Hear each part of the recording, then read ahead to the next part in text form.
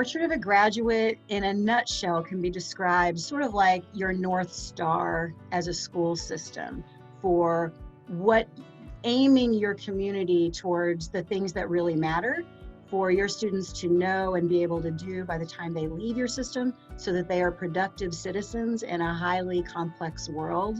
What are the skills and mindsets and things that young people need to know in order to effectively navigate these rapid changes in society? What kinds of things do those students need to know and be able to do in order to thrive as citizens in our collective worlds? And in the school system that they're in, how many of those competencies that you just named are intentional areas of focus for those students' educational experience? The Portrait of a Graduate is a great place to start a dialogue with your school board, with your school superintendent, and help lead your community to a stronger place for all your students.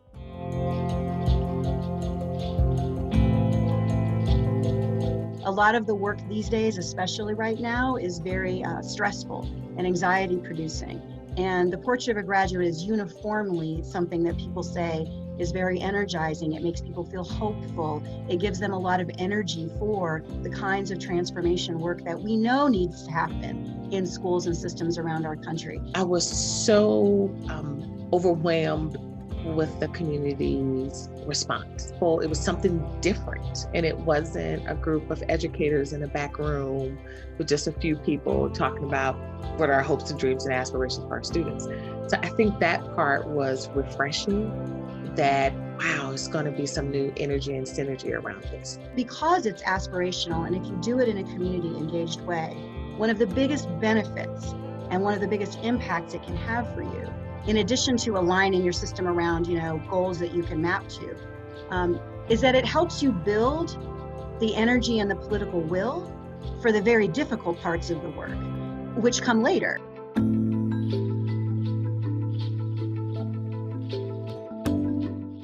When you talk about a community co-creating a Portrait of a Graduate, we really mean the whole community. All stakeholders, all ages. That means includes students, and it includes students whose voices perhaps have not been well represented in the past. So you want to think beyond your kind of traditional student council leaders, looking for populations that have not had a strong voice and reaching out to them. The same with your community of parents. School board members occasionally, and also faith-based leaders, higher education leaders, business leaders, after-school providers. The elected officials, it's critical too, because they have ownership and they have skin in the game. There has to be a real community understanding of why you're doing it, so that when it does get hard, you work through those difficult moments together as a community. Superintendents have board members on their side. Building leaders have teachers supporting the work. Parents understand when students are coming home with different types of reports than they're used to seeing. They understand why those changes are happening, and it gives you a shared vocabulary, and more importantly, just a shared commitment to what's right in education. The community itself will feel it has a vested interest in the future of the system, but it also won't tie this work to the work of one superintendent or one administrator. It will actually live and breathe as a community document, and hopefully in that way have some real resilience.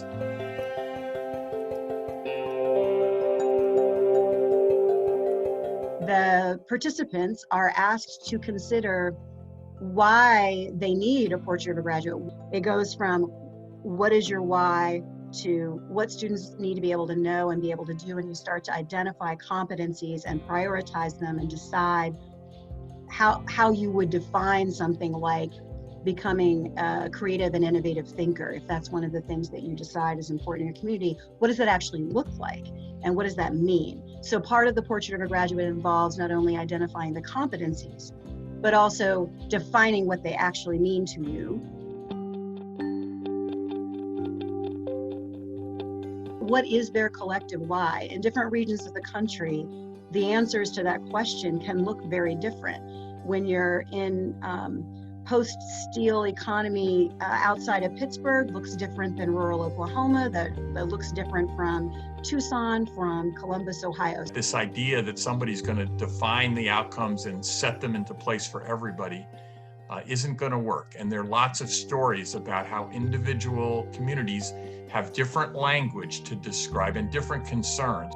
Now, about 70 to 80% of the outcomes are in common both around the country and around the globe. But the 20 or 30% that's not is really important, because then communities feel like they can use language that resonates with them and they're not adopting somebody else's language. I think a lot of it got its genesis from conversations that many of us have had with our business community, who historically would say we can't find workers. And in Akron, there was always the conversation about attracting talent. And I always said, we have a lot of talent that's untapped here, and we need to change our approach, and we need to grow more of our talent. As they began having the conversation about how do we better prepare our youth for what's in store for them in the future, whether it's a series of stackable certificates to get there, an associate's degree or bachelor's degree, that began to take hold, and people began to see how they can get involved and how they can help grow that talent pipeline. Maybe a little tension with some, does this fit in an urban district? To me, it resonated with, why not? If all means all, then if we're preparing all students for tomorrow, today, then we have to do that for all kids. And what are we talking about preparing? Are we saying we're preparing them for work, or are we preparing them for the future? And that's a very different conversation. And I wanted to make sure that our message was our students should be able to go to college, to work, the military. Is their choice, but they will be prepared. Or you'll see a lot more of a social justice thread that runs into our competencies, a lot more awareness and critical consciousness that's really built around the skill sets that we want our students to have. Again, because of the community we serve, and because what we've seen historically done to communities like ours, that many times our community doesn't feel like they have a voice in, right? And so empowerment and social justice really kind of permeates our profile. In India, we heard a vision that I think it was 8 C's that they came up with that included things like compassion and courage. And they've got amazing showcases of what does this look like in practice. Challenge yourselves to put a list of competencies into some easily communicatable device. Usually it takes the form of a graphic that can be on a poster. There are obviously other things that define that work that help make it actionable, but the end result is usually, and what you see in our gallery on our website and things like that, is a series of images that show what that portrait of a graduate really looks like.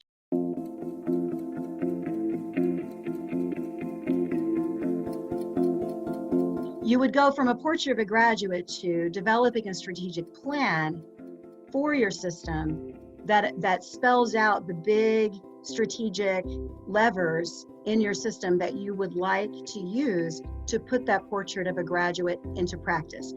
Once you have a strategic plan, then you move into the phase of implementation that Evitel for Kids, we call that portrait to practice.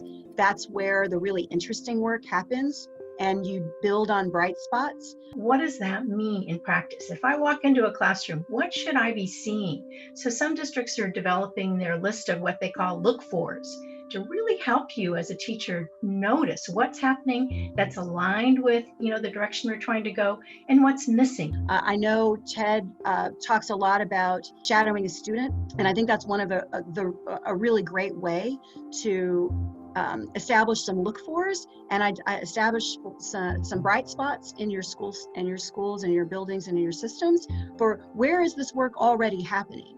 Can you make that more visible, and can you build on those bright spots and start to build your implementation around those things that are already working well? This is what we're trying to aim for. We understand why it's important. Now, as teachers, how do we develop the how? And I think that's where backwards design comes in. And teachers get really good at this when they're given space and time and support to develop the new practices that they need to develop, because these are new goals.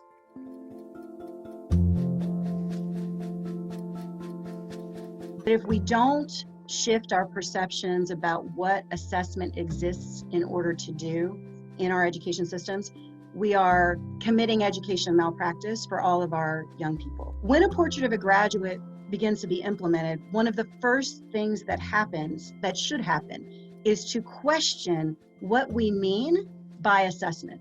If you're thinking about where do we want to go, what do we want students to know and be able to do, the next question is, how will we know? What's the evidence that we're getting there? And so if you're connecting your assessment systems with your portrait of a graduate, you're thinking about what's the evidence that shows students are gaining proficiency in these areas that we've all agreed are really important. How do we help students set goals, track their goal growth, reflect on where they are as learners today, where they're trying to get to. And so there are a whole number of assessment practices that align really well. So there's not one size fits all for assessment, but there's one strategy for all, and that's connect your assessment systems with that portrait of a graduate. So there's coherence from the classroom all the way through the system.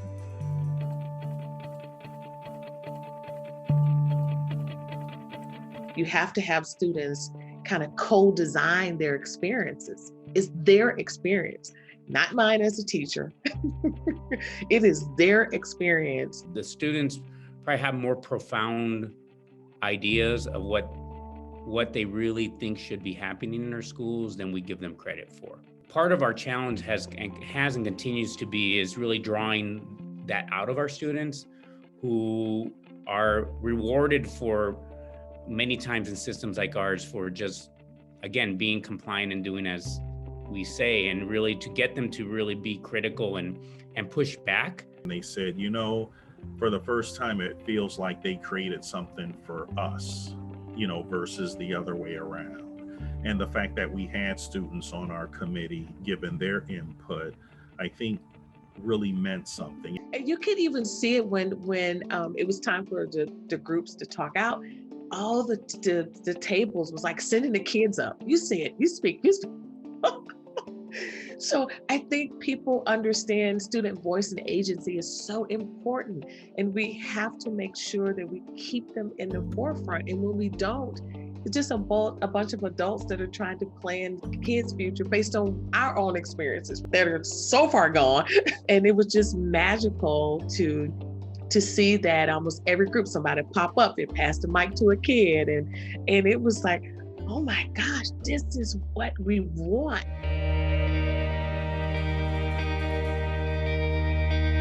It's a shift for parents who grew up basically thinking of school as a memorization factory where they had to memorize stuff and spew it back.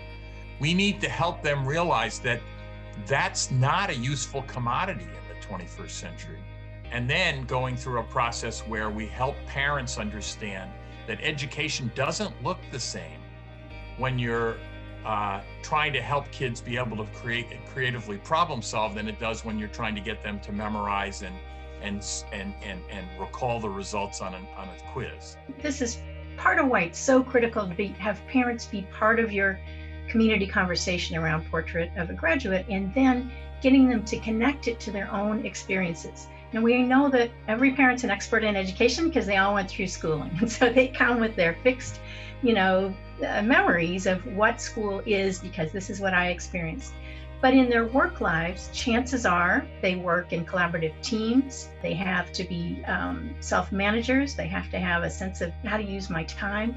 The more they can connect what goes on in the world in their own lives as adults to what their students are learning, what their students are being expected to know and be able to do, those concerns about why doesn't school look the way it used to, those start to go away, because parents start to realize, our kids really do need to develop some new skills about how to assess information accurately, how to work with other people, how to have cultural competence, all these things that they know are important kind of in their gut now as adults in the world.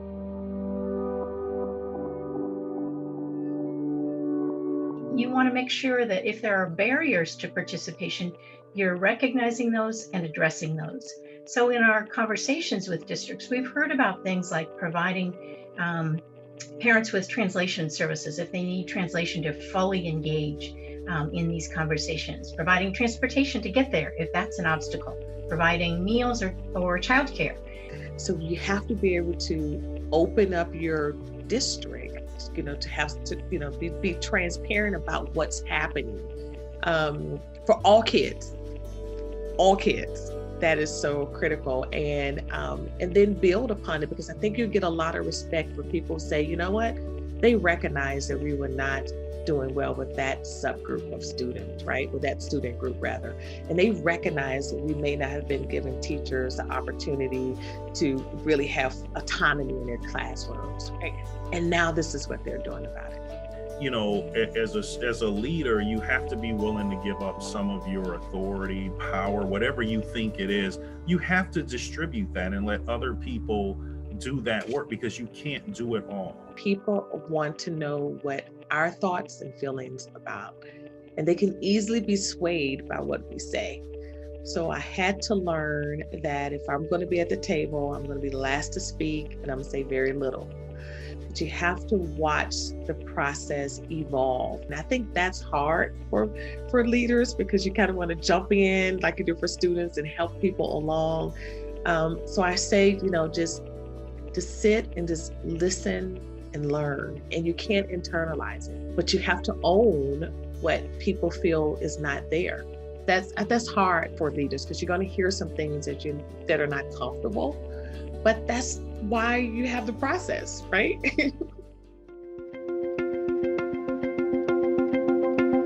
We're starting to see discussions around identity and agency being much more of a common language in the classroom, and students really starting to embrace their voice in that setting. And it's affirming just to see how the end game is starting to kind of become clearer for our students, and what we're trying to do for them on behalf of them and behalf of our parents in our community, to me, I think is the pinnacle of the work.